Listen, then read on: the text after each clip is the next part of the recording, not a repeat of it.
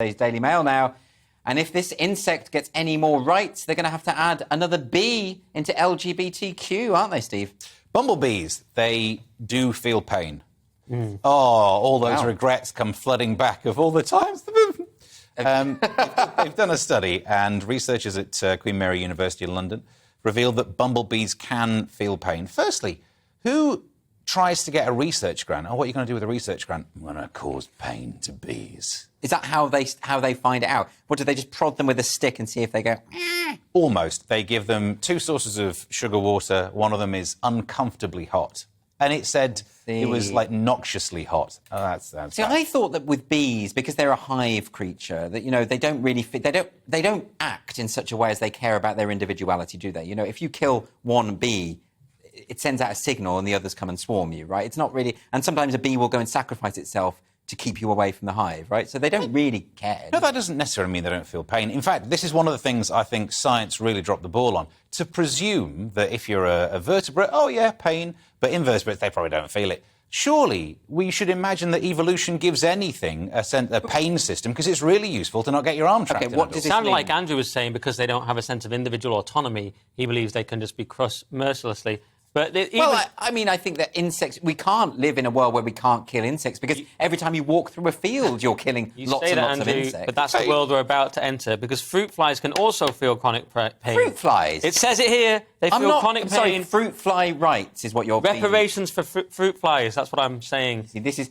We just have to accept that we are at the top of the food chain and insects are going to get it. And we just can't... Say, people kill spiders. I always take them out very carefully in some Tupperware. I do. And release them. And the comedy world says I'm a monster. But what about that, Andrew? Well, apparently it's because they then starve to death. Oh, yeah. Do they? So that's actually worse, what you're doing. But why do they then starve? They're in the same environment. Ones. Yeah. No, so basically you've made it worse. You've tortured them. Why? I let them out immediately. Yes, but then they starve. Why? They would have been much better just being put out of their misery, Nick. Why are they starving? Learn the lesson and Why are move they on. starving a few feet from where they already were? It's the ones that would normally be growing in your house, growing. The spiders that you just find in your house, they need to live They need to live inside, Nick. So can you just be a bit... Well, they're bang out of luck because it's my house. I tell you what, I don't get rid of spiders in the house because they're really good for the house and they're good for flies. Flies are much worse for you because they land on your food, they vomit on your food, they mash it all up and they suck it all back in. On yours, maybe. Well, not mine because it's vegan, but, you know, your food, they go for yours. So I'd say definitely, spiders are great. Sticking with the Daily Mail, it turns out dogs can see with their noses. You have a similar ability, Nick, I think. Thank you, Andrew. Yes, dogs use their noses to see as well as smell.